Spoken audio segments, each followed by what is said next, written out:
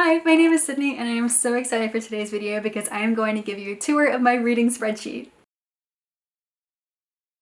I created my reading spreadsheet about 2.5 years ago, and I have opened it up and used it almost every single day since then. This reading spreadsheet is absolutely massive, and it gets bigger and better every single day as I find new ways to improve it and new things to add to it. This is how I track all the books that I read, all the books that I own, and so much data about them all. This is where I keep track of all my reading challenges, as well as a lot of authors and their entire backlist and when I want to read from them. This is an absolute master document for all of my bookish statistics, and I love it so much. There's a lot to show you, so let's go ahead and dive in. Okay, welcome everyone to my reading spreadsheet.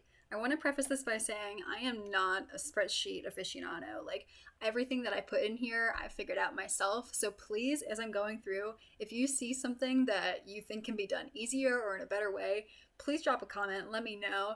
I've never taken like a spreadsheet course before in my life, so this is just all self-taught. All right, with that out of the way, I'm going to give you the grand tour of my reading spreadsheet. So as you can see, there are a ton of things already on this first page, but also if you look down below, there are even more pages to go through. So we've got a lengthy tour ahead of us. I'm so excited.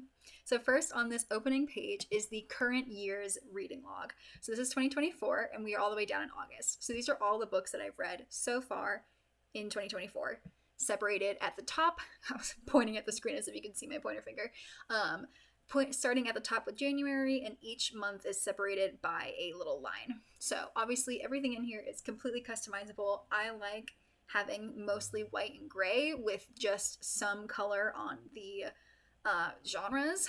So I like it the way it is. If you like having everything different colors, you can do that too. I have other sheets where they're more colorful, but looking at my reading spreadsheet, I want to be able to just see it and understand it without having too much visual things. I say that as like there's a million things in front of me, but anyway. So for each book that I read, I write down the title. This is the book number that I'm up to. I write down the title, the author, the rating that I gave it. So if you haven't watched my ratings video yet, I walk through why I give each book what rating. Like when I finish a book, why is it a 3-star versus a 3.5-star kind of thing? And I just copy and paste those. They're little star icons, the halves for them when you need it. And then we start getting into the real chunk of the spreadsheet. So first I talk about how I've read it. So whether I own it, a library, all these different ways from library to different audios to on my Kindles. Online usually means it's on the author's website. As like a little freebie. And then if it's a reread or not, and then going to the genre. These are the genres I have right now for this spreadsheet. I have completely redone the way I'm doing my genres. So for the 2025 spreadsheet, that feels futuristic. 2025 spreadsheet, I'm going to have different genre titles and colors, and you'll see those in a second. And then if there's any supernatural in there, I have all of these different kinds of supernaturals that I like going through. And then also the type of romance, so I can very quickly see if it's a friends to lovers or an enemies to lovers or any of these. So there's so many different romances. And as I'm going through and reading more books, I'm constantly adding to these. So like I did not initially have college romance until I read some college romances, and I was like, oh, these need their own category. Going into over here, I have spice levels, so I can immediately see how many chili peppers that book is. And then I have tropes, but I've really just been using this as a way for me to kind of remind myself what the book is about. So I'll give the names of the main characters and like, who they are and what are the main plot points. I'll also write in here like, if I liked it or not, or if there's like a one bed scene or things like that. I'll just write all of my extra stuff into this tropes category. This is a little checkbox to see if I cried or not. I am trying to, over here, diversify my reading a little bit, so I'm trying to see if I have a queer character, side or main. If it is a BIPOC author, I like having that on there. I know it feels weird to kind of put it into a box, but if I go like here like months without having that, this is kind of my visual cue to be like, hey, reset, let's look outside of the United States, or just like outside of people who look like you. I also have information about page counts. So I go by hundreds because I like to be able to see that kind of data. And then I also have information about the imprints and the publishers. So I can see like, hey, this is St. Martin's Press. I can't talk about this under the S&P Polygon. So going through is just really nice. Obviously, if you don't, talk about books, you might not need all this information, but this is stuff that I like to know so I can be a bit more mindful in my own bookish content creation. And then that goes through all of the months that I have so far. And then over on the side here, I start having some data. So as I go through, this is how many books I've read each month. Clearly, some months were better than others. It's been a crazy year for me. And then at the end of the year, I'll actually go through, and for each of these categories up here, I'll write down how many books are in each side so that I can make some graphs. So for example, if I go back to last year's spreadsheet, it's obviously all the way through December. And then if I go up here, this is when I start making my graphs, and I absolutely love them. Let's see if I can make myself a little smaller. There we go. All right, so for here, you can very clearly see that I had a huge reading summer throughout the year, and then I had most of my books in that 3 to 4 star range. I read a lot of books that I owned, as well as a lot of books from the library audio online from Libby and from my Kindle. And you can see I read, on quite a lot of audiobooks last year. I was traveling a lot, and I had a lot of audiobooks. And then I had 4 rereads. The rest were first reads. And you can see I read a crap ton of romance and fantasy last year. And then going through, you can see that a lot of them did not have supernatural. You can kind of see I read a lot of aliens. It's all Ruby Dixon. I read so much Ruby Dixon last year. And then kind of going through and seeing the types of romances that I read. So obviously all of Ruby Dixon's are all going to be soulmates, and all of, ACOTAR and SJM and all that. That's also mates. So I have a very heavy soulmate representation here. But you can also see like 9.9% of enemies to lovers. And I sometimes do it as what they're marketed as, but sometimes, books say that they're enemies to lovers, but they're rivals to lovers or whatever. So I do it as what I think it is, not what they're marketed as.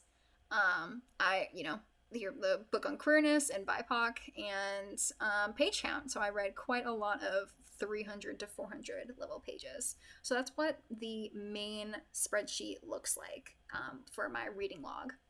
I also log my books in other ways, like on Goodreads and in my reading journal, but this is the main place that I do it.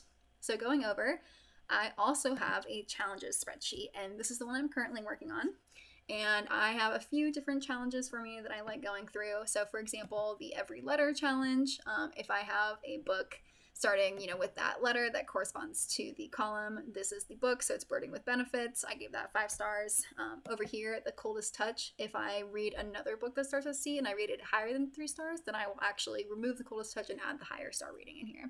So I can very easily go through and see like, oh, I still need E, oh, I still need K, all the way over to Z over here. And clearly this area is in need of some attention, especially in the every author last names. This is by author last name, so Ali Carter, Sarah T. Dubb goes under their own categories. So it's just a fun way for me to, stop reading so much, Ruby Dixon over and over. I want to be able to diversify it.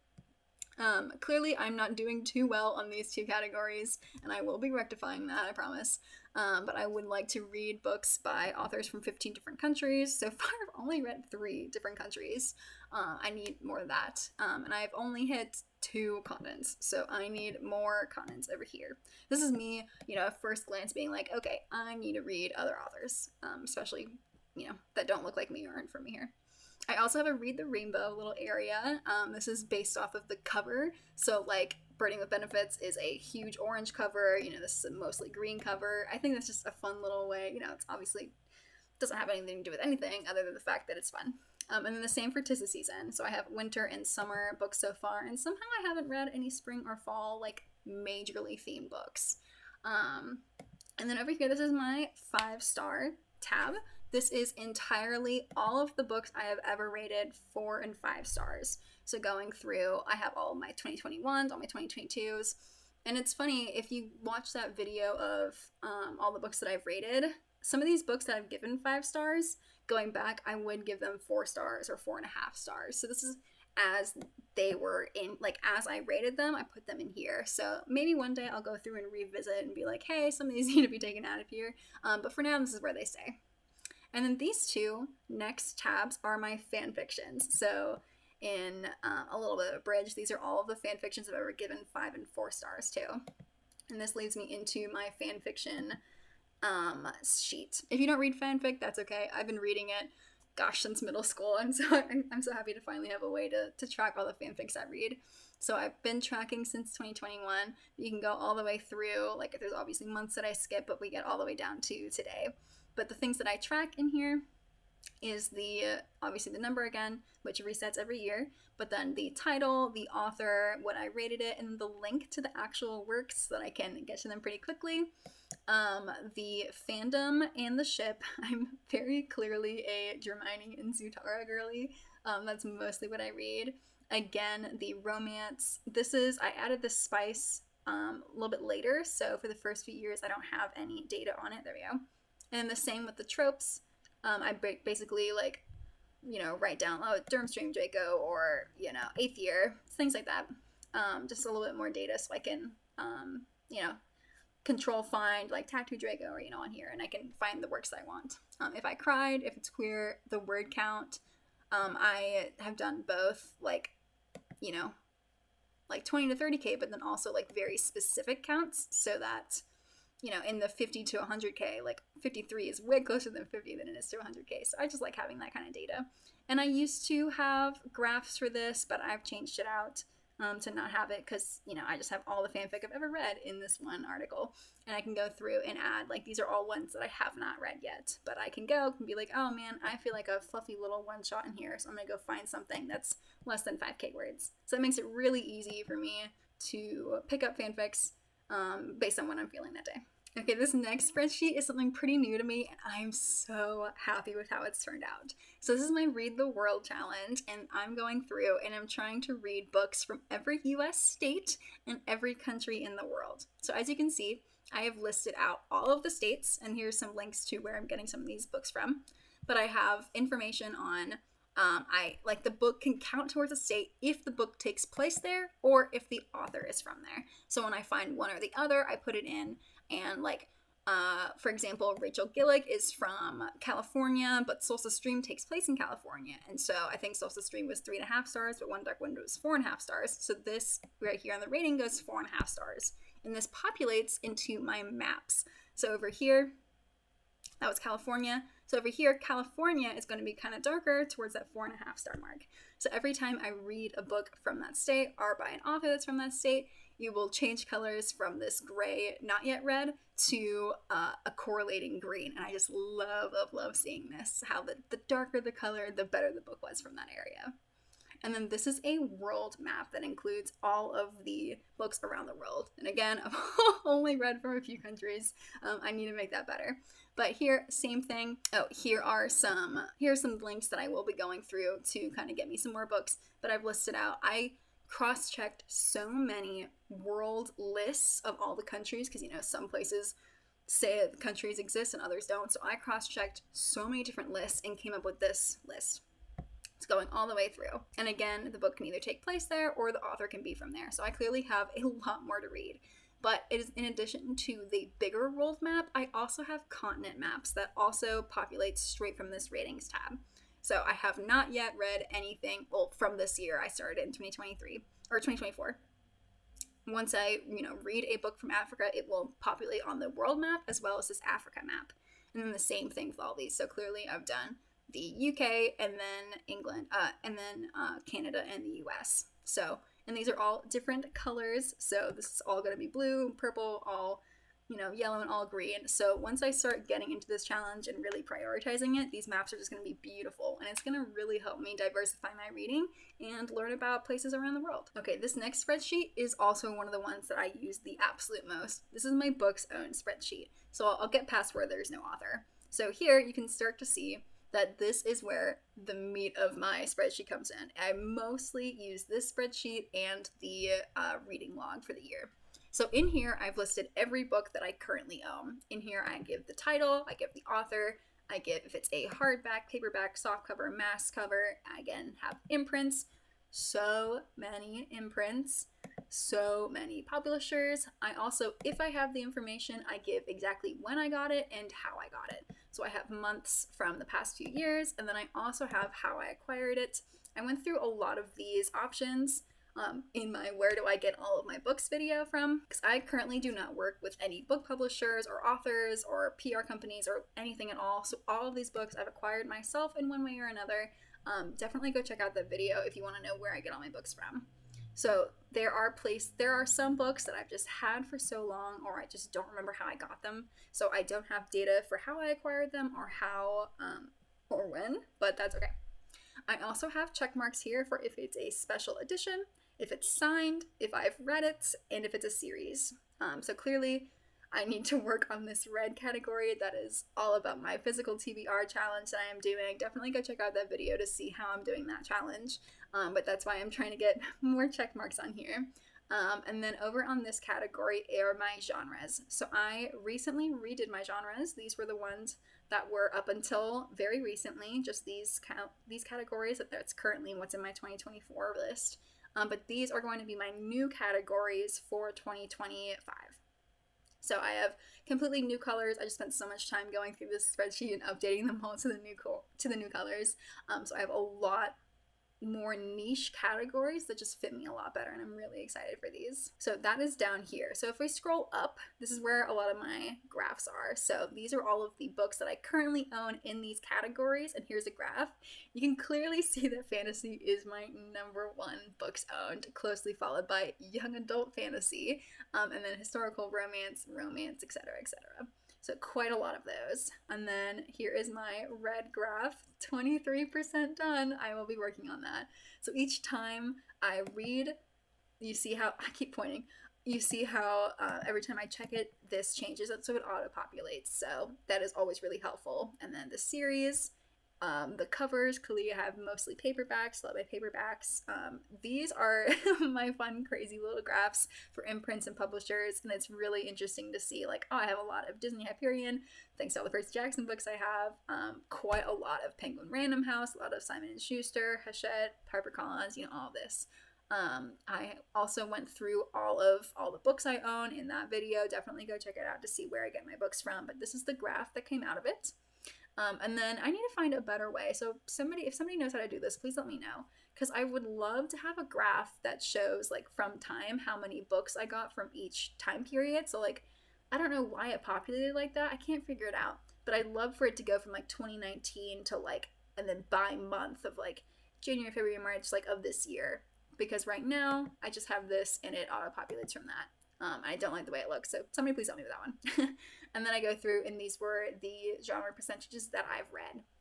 Just a little bit of extra statistics for me, so I can see, like, all of the contemporary romances that I own. I've read 50% of them, so I feel really good about that statistic. But for example, my fiction, I've only read 2 of 40, which is 5%. So I need to work on the fiction books that I own. So it's just more fun data for me to see. So that is my books owned spreadsheet, and I use the crap out of it. My next few sheets are all about authors. So I am crazy, and when I like one author, I like to read everything they've ever written. So these are some of the authors that I have written down that I would like to be tracking. So as you can see, there are quite a few. So for example, Ruby Dixon. I started with her Ice Planet Barbarians series, so I have the author name, and then the series, and then the book itself.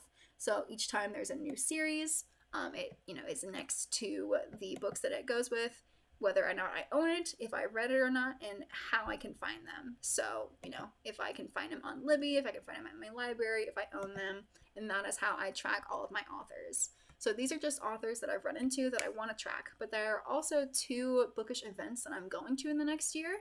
And I want to read the books of the authors that are attending. So the first one is Once Upon a Con authors. And I know there's going to be more authors added to this. Right now in that first wave, they had 40. So I got all this information off their website. So these are all the authors that are going to be in attendance. I have linked their Instagrams and their TikToks. And then these were the genres that they themselves promoted themselves as. The series and the books that they are most promoting. So I'm sure they have more books that they've written, but these are the ones that they really wanted to sell at Once Upon a Con. and then going through again with the do I own it, have I read it, and where can I find it. And thankfully I can find most of them on Kindle Unlimited. I'm not quite sure how I'm going to find the rest, but this is really nice because I would love to be able to read as many of their books as possible before I attend this event.